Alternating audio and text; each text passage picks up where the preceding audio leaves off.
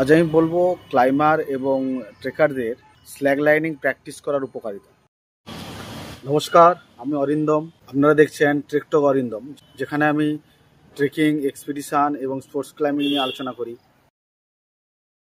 Slug lining, climbing আর trekking তিনটে আলাদা মনে হলেও এগুলোর ভেতরে কমন জিনিসগুলো হলো ব্যালেন্স, ফোকাস আর বডি কন্ট্রোল। আর এই তিনটেই তোমাকে আরও শক্তিশালী করে তোলে। স্ল্যাক লাইনে প্রথমবার পা রাখলেই বোঝা যায় 1 ইঞ্চি চওড়া লাইনে দাঁড়িয়ে থাকতে কতটা কনসেন্ট্রেশন লাগে। এই ব্যালেন্সটাই ক্লাইম্বিংয়ের সময় ফুট হলে প্রেশার দিতে, ওজন শিফট করতে আর শরীরকে রক ফেস অনুযায়ী অ্যাডজাস্ট করতে ভীষণভাবে সাহায্য করে। ক্লাইম্বিংয়ের জন্য শুধু মাসেল পাওয়ার লাগে না, দরকার হয় বডি কন্ট্রোল। আর স্ল্যাক লাইনিং সেই কন্ট্রোলটাকে আরও তীক্ষ্ণ করে। যারা স্ল্যাক লাইনিং প্র্যাকটিস করে তাদের কোর এতটাই অ্যাক্টিভ থাকে যে ওভারহ্যাং, লং পিচ ক্লাইম্বিং সব জায়গাতেই মুভমেন্ট বেশ স্মুথ হয়।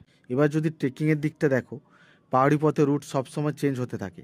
কোথাও বোল্ডার, কোথাও স্কি জোন, কোথাও বরফ, কোথাও রিভার ক্রসিংয়ের সময় জলের স্রোত। স্ল্যাক লাইনিং তোমার পায়ে যে মাইক্রো ব্যালেন্সেন্স তৈরি করে সেটা সব পথকে সহজ করে দেয়। স্ল্যাক লাইনিংয়ের বড় জাদু হলো মনের স্থিরতা।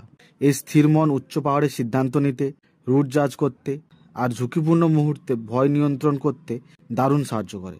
ক্লাইম্বিং, ট্রেকিং, স্ল্যাক লাইনিং শেখায় স্ট্রেংথ, ইন্ডোরেন্স, স্টেবিলিটি আর কন্ট্রোল।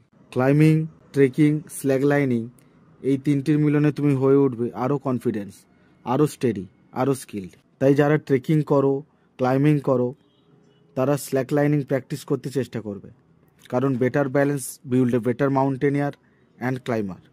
থ্যাংক ইউ, সবাই ভালো থাকবেন। দেখা হচ্ছে পরের ভিডিওতে।